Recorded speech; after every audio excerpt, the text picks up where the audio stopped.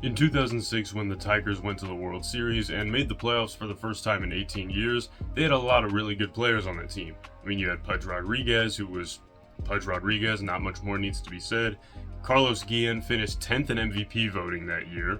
Brandon Inge was also on that team, and I would say he's a Tigers legend, but I know some people don't like Brandon Inge. But on this channel, we love Brandon Inge, so I'm counting him. Kenny Rogers, at the age of 41, was an all-star and had a really good season. Justin Verlander also won Rookie of the Year and kicked off his Hall of Fame career with the Detroit Tigers. And who could forget Maglio Ordonez, who was an all-star this year and hit that walk-off in Game 4 of the ALCS. But with all those great players, everybody really contributing to us winning the pennant and getting to the World Series, who won the MVP of that ALCS? It was not any of those guys that I just mentioned. And it might be somebody that you kind of haven't thought about in a while, which is kind of sad, because he deserves to be thought about. The ALCS MVP for the Detroit Tigers in 2006 was Plácido Polanco. And I would argue that Plácido Polanco is one of the most underrated parts of those late 2000s Tigers, and the fact that he even made it to the majors is really impressive.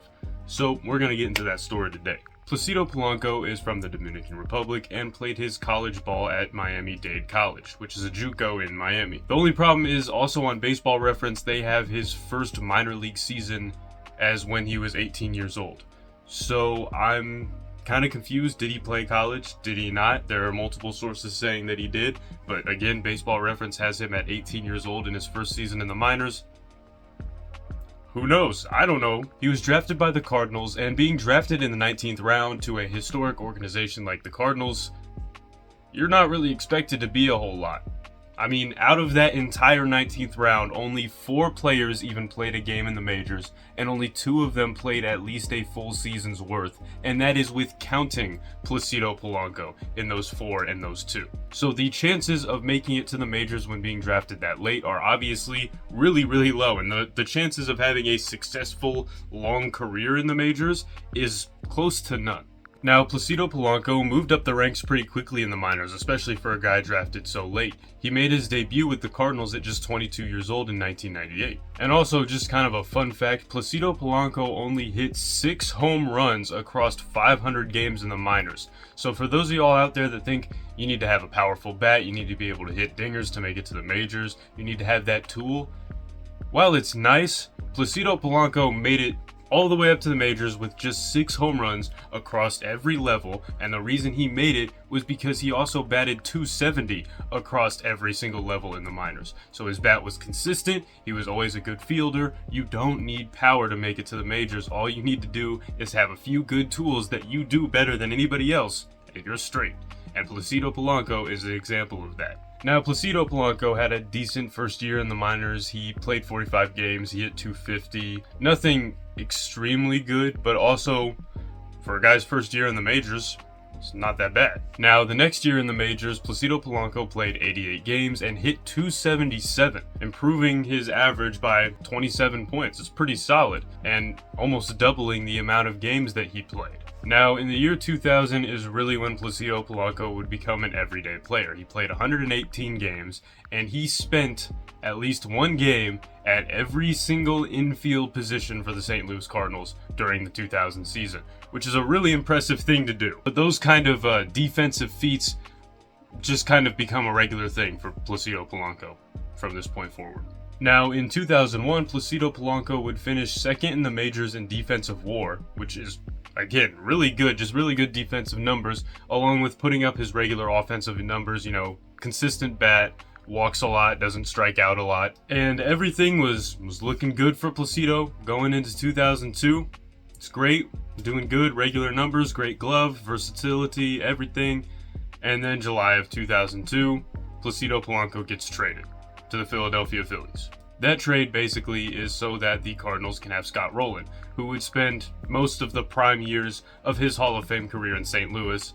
So I hate to say it in a Plácido Polanco centered video, but the Cardinals might have won that trade. But with the Phillies in 2003 and 2004, Plácido had really good seasons. He actually had back-to-back double-digit home run seasons and got just 3 home runs away from 20 in 2004, which for Plácido Polanco is crazy. I mean, that guy, not a power bat, mainly just contact, get on base, that type of dude. Small ball, always playing small ball. But I guess in 2004, he really fell in love with hitting home runs, because almost 20 home runs for Plácido Polanco is like when Barry Bonds hit 70. But this is the part of the video where we really get into the meat and potatoes of Plácido Polanco's career, because in 2005, the Philadelphia Phillies traded Plácido Polanco to the Detroit Tigers, mainly so that the Phillies could pay Chase Utley, but I don't care. Plácido Polanco becomes a Tiger, and this is my favorite part of the video right here. Now, 2006 was a great year for everybody, but it was especially a great year for Plácido Polanco. He hit 300 that year in the regular season. He hit a walk-off double against the Cardinals, the team that drafted him and then traded him.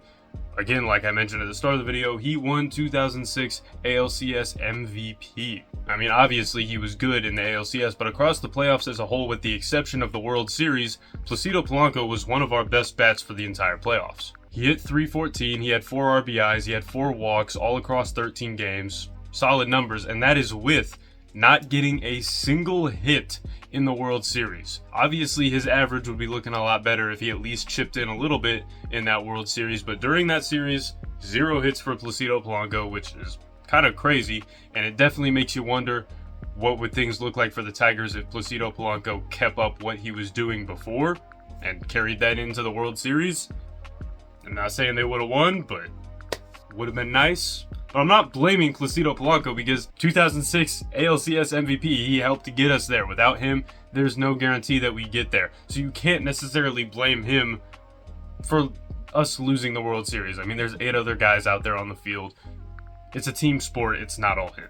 But what really sucks is that the team that the Tigers lost to, as many of you know, would be the St. Louis Cardinals. The same team that Plácido Polanco was drafted to, the same team that he was traded away from, the same team that he hit the walk-off against earlier in the year with the Tigers, and he had to watch as the St. Louis Cardinals, they won the World Series, they won the ultimate prize in baseball, and he had to sit by and watch, which, I mean, that hurts anybody.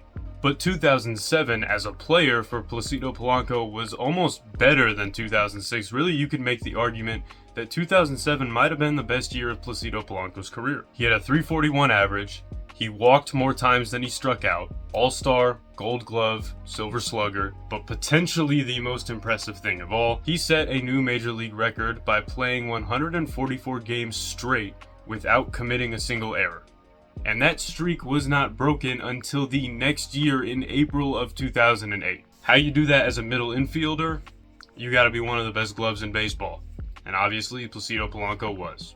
Also, another fun thing to note was that on July 9th of 2008, Plácido Polanco received his American citizenship in Comerica Park before a game against Cleveland.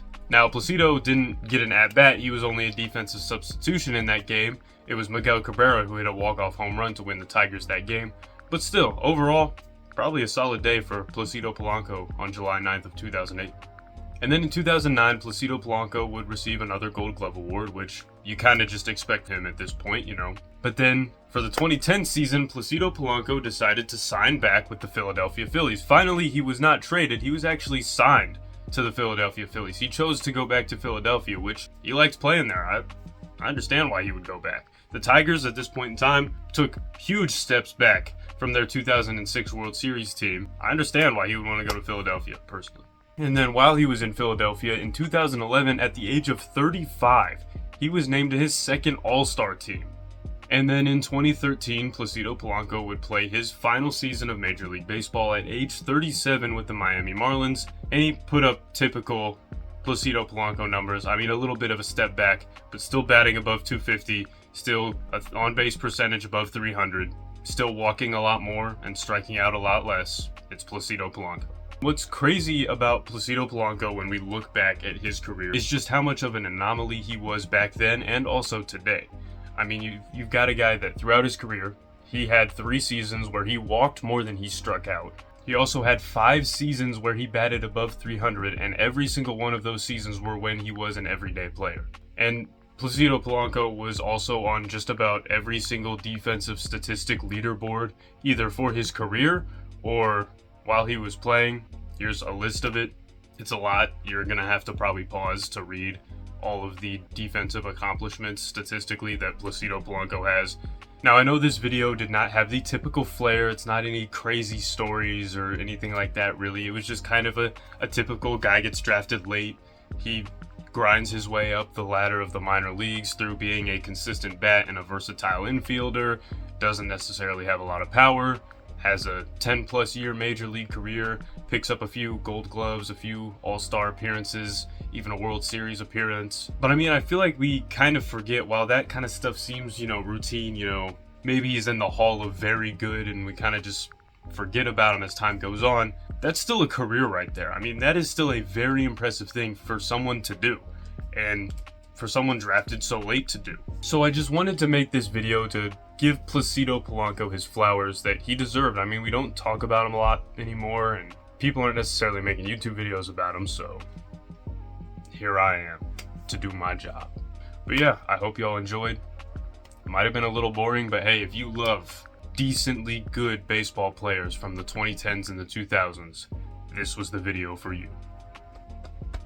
Happy I can make it for you. But anyways, I'm Litmus Poles. I'll see y'all next time. But you get the mix right, nigga, put it in the blender. Hell yeah, I'm Wingstop. Bitch, I'm selling chicken tenders. It's like the beef with energy and water like Kimber. Hey, turning, looking like dinner. It's like I got the bag, boy or girl.